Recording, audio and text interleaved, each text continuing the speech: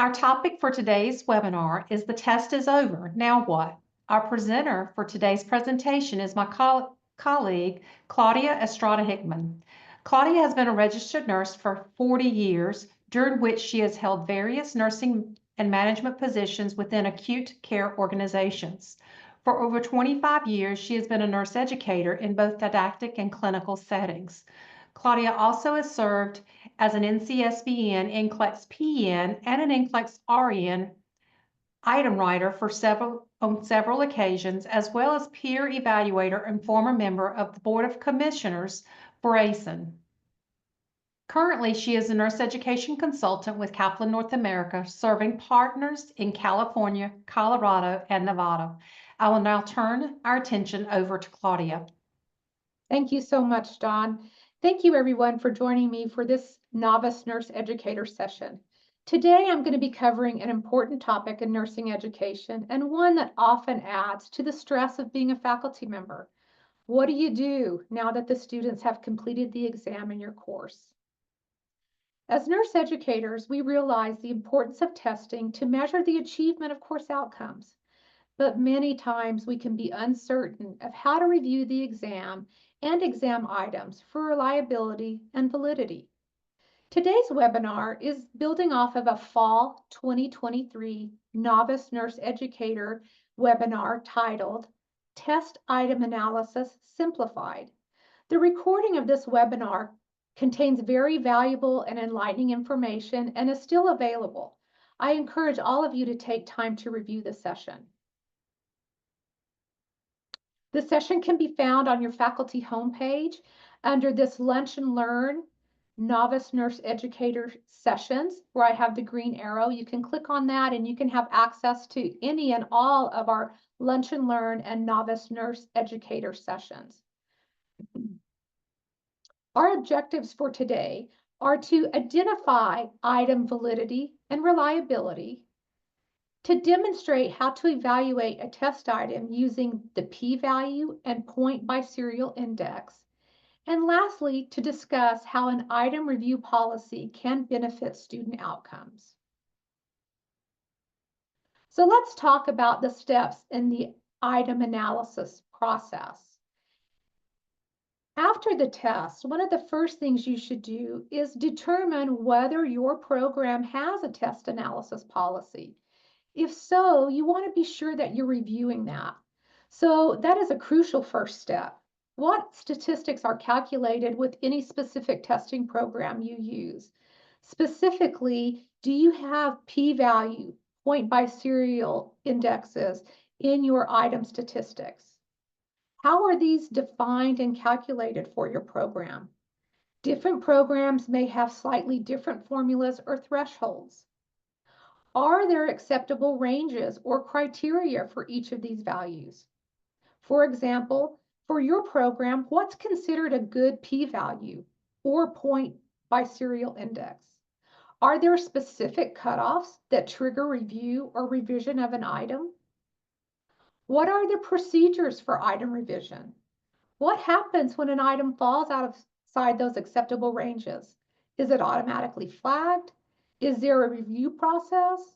Who's responsible for revising or discarding problematic items? What software does your program use for test analysis? This is very important because the output and integration can vary slightly between programs. How are the item statistics reported and to whom? Are there specific templates or formats that need to be followed? So let's talk a little bit about the item statistics that we're going to be discussing today. The first one is the p-value or the difficulty index. The p-value represents the proportion of examinees who answered that item correctly. It's often expressed as a decimal, example 0.75, or a percentage, 75%. In your program's policy, look for specific criteria for acceptable p-values. Some programs might prefer a certain range, while others might focus on avoiding extremely high or extremely low p-values. The point by serial index or item discrimination index. The point by serial index measures the correlation between an examinee's performance on a particular item and their performance overall on the test. It indicates how well an item discriminates between high scoring and low scoring examinees. The calculation of point by serial index is typically done by statistical software. This formula is complex and involves calculating the correlation between the item and the overall test score. In your program's policy, look for an acceptable range for the point by serial index. Higher positive values are generally preferred. Negative values usually require immediate review. How do you use this information once you have it? Well, it's going to help you identify problematic items. Items with a low p-value, meaning the item could be too difficult, or high p-values, too easy, or low or negative point by serial indices should be flagged for review. You may determine that you need to revise or discard items. Based upon that review, you could revise the wording, the content, and in some cases, it may be necessary to discard the item altogether. By looking at this information, this is going to help you as a faculty to improve the quality of your test. This will help you to ensure that your test is measuring what it's intended to measure and that the items are discriminating effectively between different levels of ability of the student. So we talked a little bit about the item difficulty or the p-value. Again, that is the percentage of students who answered the item correctly, right? Easy to calculate. We just take the number of correct responses on an item divided by the total number of students that took the test. The ideal p-value is between 0.3 and 0.7. Now, sometimes as faculty, we feel like all students should get an item correct, or that it is a problematic item if not every student got it correct. But that's not necessarily true, right? An ideal p-value, like I said, is between 0.3 and 0.7, or 30 to 70%.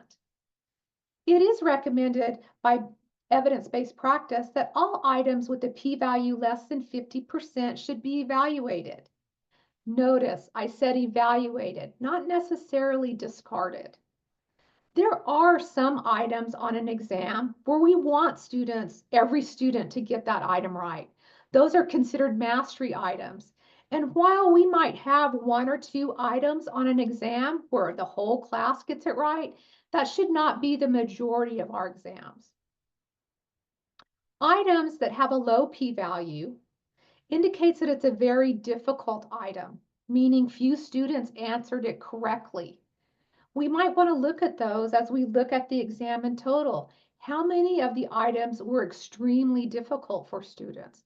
That might be an area we could use to beef up the way we taught that information on future courses, or maybe we need to look at the question. What we hope to have on a test is a good mix of items. Some items that are easier and some items that are more difficult. Now, I did say that we should be evaluating all items that have a p-value less than 50%. Great practice. We should consider, is the item truly measuring what it's supposed to measure? Is the content appropriate for the level of the student? Are we testing students in fundamentals on very difficult concepts that perhaps they need more time to master? Is the item worded clearly? Are there any confusing or misleading phrases in the item? Is the correct answer clearly indicated? Are the incorrect options plausible? And lastly, we want to consider that item that has a low p-value. Is there anything in the item that could unfairly advantage or disadvantage certain groups of students? So we really want to be sure that we're assessing that item for any bias that the item could contain. Now I just want to show you an example of some p-values that you might see on one of our Kaplan exams. This is a fundamentals exam that I use the statistics from our demo account. So these aren't real student demographics. But what I wanted to point out is we have our topic here, and then we have how well the cohort performed on that item. So this would be the p-value. And then, of course, over here we have the normed results. Now, I did star these last three items where it's talking about suctioning. Only 25% of students got that correct. Preoperative care, 13% of students got that item correct. And ethics, 38% got that correct. Now, when I further look at the level of difficulty, as I said earlier, making sure that it's appropriate for the level of the student, we notice that the suctioning topic was understanding concepts. That's a lower level of Bloom's taxonomy, so students should have a fairly good opportunity to get that item correct. As I move down looking at perioperative care and ethics, we note that these are both making nursing judgments. Those are those harder items. So how would I use this information? First of all, I would consider where my students were, and then I would look back to see at the question itself to make sure there was no bias and that the language in the question was clear. But I could also say, okay, maybe this is an area that I need to spend some additional time in that area. So looking at item discrimination or point by serial index, like I said earlier on at a slide, it really correlates the response to an item on the student's overall performance on the exam. The range of item discrimination or point by serial index is from -1 to +1. Now, sometimes this particular statistic can be confusing for faculty, right? A value of greater than 0.2 is a well-discriminating item. That means that students that scored higher on the test got these items correct, and students that had a lower overall score in the exam did not get this item correct. So a positive value does indicate that students who have answered the item correctly did better on our exam. A negative value indicates students who answered the item correctly tended to have lower overall test scores. What if the value is close to 0? That means that the item did not discriminate very well between our high-performing students and our low-performing students. Now, many of our testing programs are going to give a point by serial index for each one of the options on a multiple choice item. The key or the correct response should have a positive discriminating index, and the distractors or those incorrect responses should have a negative point by serial index.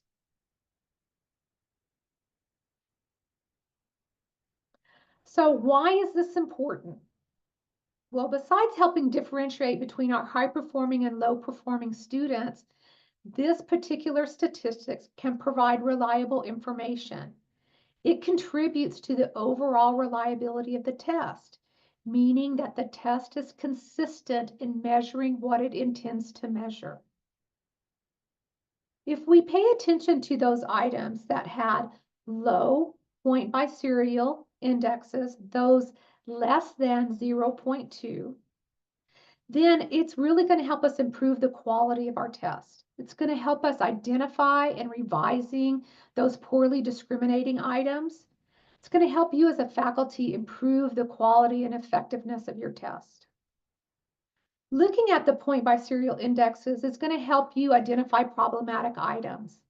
Items with low or negative point by serial indices should be flagged for review. You may need to revise the language of the wording of the correct and incorrect responses, or you may just need to discard that item and start over. You really want to take time to analyze and act upon those point by serial indexes. And that way you can ensure that your test is effectively measuring what it's intended to measure and that the items are discriminated effectively between students with different levels of ability. Another basic of item analysis is for us to look at the distractors, those incorrect responses. Okay, I think that this is one of the most difficult pieces of writing items, is coming up with distractors that are plausible. So you don't want to make distractors that, are completely inappropriate. Your distractors need to be plausible, something that is believable and related to the content of the item.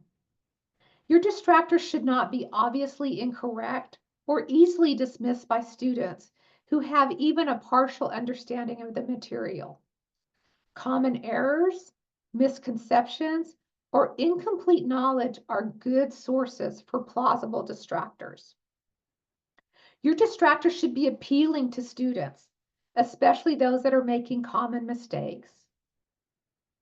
This means a student needs to more than just a random guess. The distractor should make your student have a thought process, even if it's a flawed one. As I said earlier, the distractors or those non-correct choices should have a negative point by serial. While not always a strictly required, a negative or very low positive point by serial for a distractor is generally undesirable. If you have an incorrect answer that had a very strong point by serial index, then that means that students who did better on the test selected the wrong answer for that particular item. That typically means that your item is flawed. We also want to be sure that each distractor should be chosen by at least one or two students who took the test. If a distractor is never chosen by a student, it is clearly not functioning as a distractor. It is too obvious to be a plausible option. This can suggest that the distractor needs to be revised or replaced. So you want to be sure that you're reviewing each distractor, making sure that it's plausible, making sure that there is a very low or negative point by serial index. So now let's practice a little bit. And I'd like for you all to put your thoughts in the chat. I have a couple of items that I want us to look at and practice what we think, whether or not this item needs revision. Now, for simplicity of today's webinar, I just chose standard multiple choice items for today's session. The same guidelines would apply to a select all that apply question. So item number 1 has a p-value of 91%. That means that 91% of the students who took this test got this item correct. Now let's drill down. Again, this is a standard 4-item multiple choice question. The correct answer had a point by serial of minus or negative 0.24. Remember that our ideal point by serial index is greater than positive 0.2. Distractor number 1, nobody selected distractor number 1. Distractor number 2, no students selected distractor number 2. And distractor number 3 has a positive point by serial index. So what do you think? Does this item need to be revised? So I'm going to click over and look at the chat. Great. Yes, this item needs revision. You guys are exactly on point. Not because 91% of them got it right, but because the key has a negative distractor and when nobody picked 2 of our other options. Now, this is an area where we might need to say, is this item keyed wrong? Well, it's probably not keyed wrong because 91% of the students got it right. Do you think this item needs to be discarded from this test? I'm going to throw the item out. What are your thoughts there? No, Amy, no, just revise, right? Perfect. Yes, we don't need to throw this item out. I am not a fan of throwing items out of a test unless absolutely necessary because it makes all the rest of the items worth more, right? I'm also not a fan of giving everybody credit on an item. Again, that kind of skews your results. But yes, I would definitely flag this item for revision before it is given again. So let's practice our next item. Item number 2, p-value of 41%. So it's a little harder of an item, but if I drill down and look at my point by serial, the key has a positive point by serial of 0.27. So it's in that ideal range. Distractor number 1 has a negative point by serial, 0.08. Distractor number 2, negative point by serial of 0.24. And distractor number 3 has a slightly positive point by serial. What do you think about this item? Does it need revision? Does it need to be thrown out? Is it too hard? Do we have enough information to know that? Review but not revise. Whoops. This is a good question. Yes, Susan. This is probably a fairly decent question. We can leave it alone. That is correct. Now, I might want to look at the p-value overall. When I look at my test overall, how many of those items on the test had a lower p-value? Is my test overall perhaps too difficult? And Justine, you're exactly correct too. Could I beef up my content on this particular item? Especially if I looked at the item content. What if it was on, and I'm picking things out of the air, what if it was on heart failure?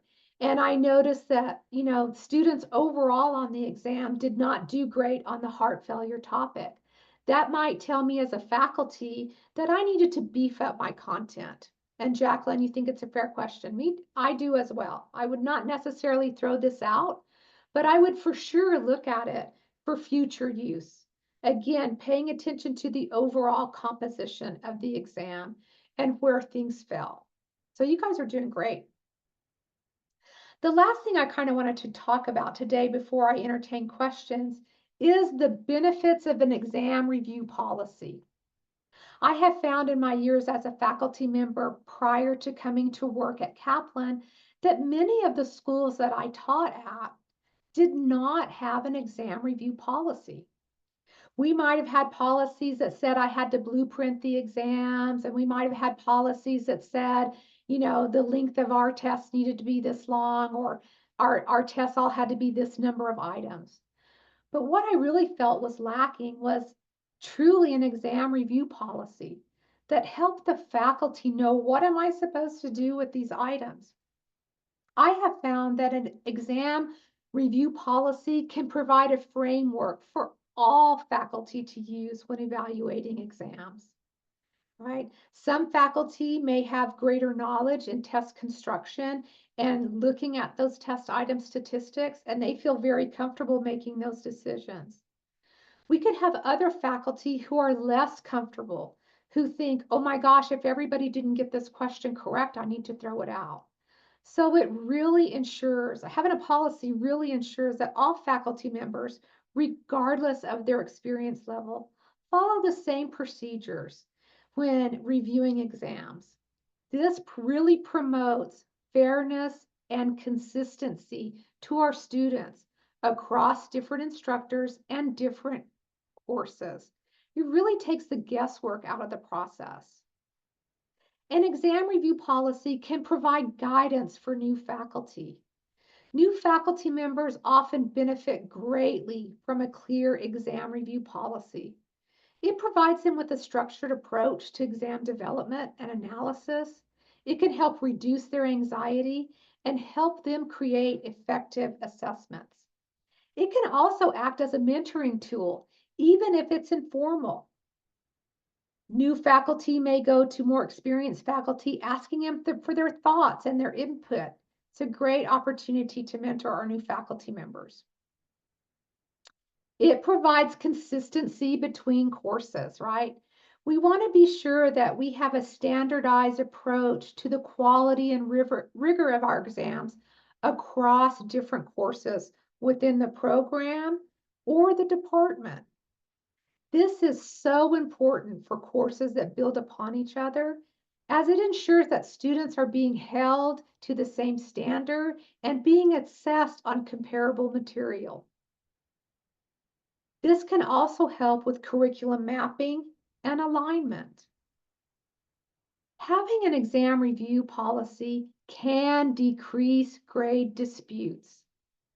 A transparent and well communicated exam review policy can significantly reduce grade disputes. When students understand the criteria for grading and the process that faculty go through to review their exams and items, they are less likely to question the fairness of the grading. It can also provide documentation and justification of those grading decisions. An exam review policy can improve exam quality. The process of reviewing exam items according to a set policy can lead to improvements in the quality of the exams themselves. By analyzing those exam statistics, the p-value, the point by serial, looking at your distractors, and looking at student performance, faculty can identify problematic items and revise them for future use. This undertaking does contribute to a cycle of continuous improvement and making data-driven decisions. An exam review policy can enhance student learning. Students are given the opportunity to review their exams, correct? And we all, as a faculty, we always hate exam review day, right? Because we don't want to get in that debate with students. Well, if we know and we've communicated how items are evaluated and that we're making those decisions based on statistics, it really helps that exam review process go much smoother. And you as a faculty don't feel like you're in the hot seat for those decisions that you made on the exam grading. Lastly, having an exam review policy demonstrates a commitment to assessment quality. It demonstrates that your department or program has a commitment to continuous improvement and delivering quality assessments to our students that really are designed to measure those course learning outcomes.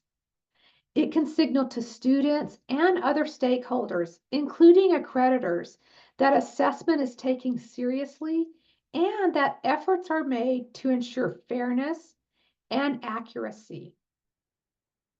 It can also facilitate program evaluation. The data that's gathered during exam review can be used for program evaluation. For example, trends in student performance on certain types of questions or certain levels of difficulty can help identify areas where the curriculum might need to be strengthened. Lastly, it protects you as a faculty. It protects you from accusations of unfair grading or bias. By following a standardized procedure, faculty can demonstrate that their grading practices are objective and consistent. Part of that consistency and objectivity is that it creates a record, right? The review process, when documented, creates a record of that exam quality and any revisions made. This can be shared with stakeholders, including students who might have questions about how that exam review process took place. And it can also be used for accreditation as well as those internal assessment committees or internal curriculum review committees. So questions, if anybody has any questions, I would be happy to entertain any questions that you might have. You can put them in the chat and Dawn and I will help you.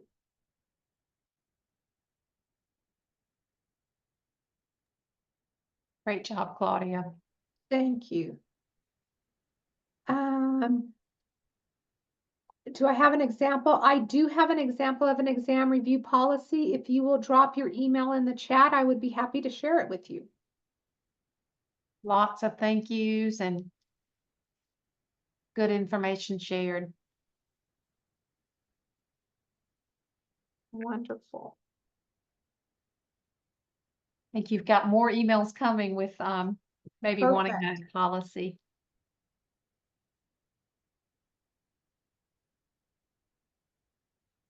Very helpful, great information. Thank you so much. If you have any questions, please feel free to type them in or come off mute if you can and raise your hand.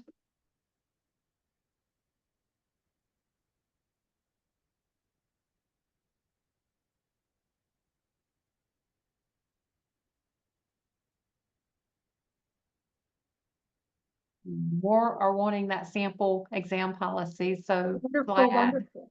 Yeah. Wonderful. And We'll if any of emails. you are going to be attending the Nurse Education Conference in the Rockies, I will be presenting a variation of this topic there where we're going to discuss how exam review policies can benefit student outcomes. So if any of you are going to be attending that conference in June in Breckenridge, Colorado, I would really love to see you.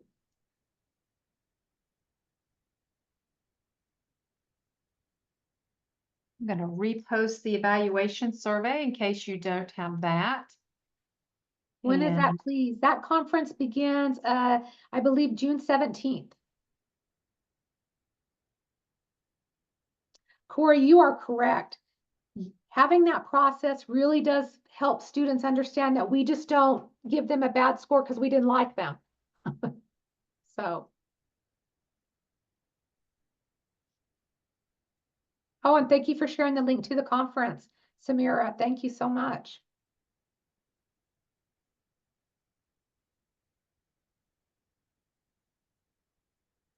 Perfect. Yes, I will work on that and get that out in an email.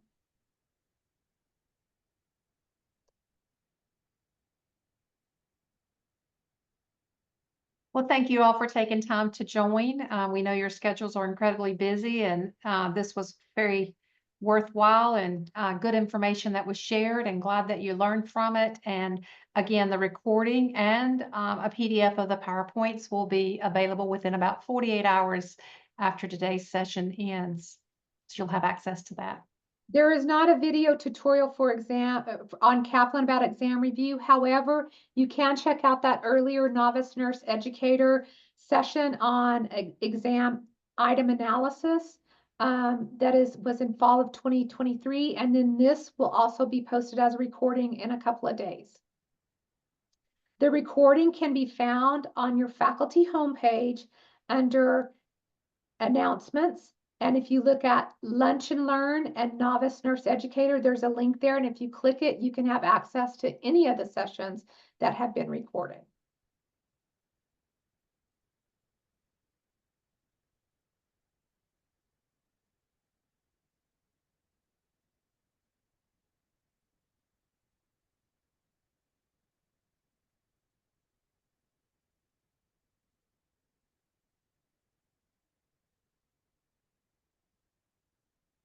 Okay. Thank you all for attending. Thank you, everyone. Have a great day.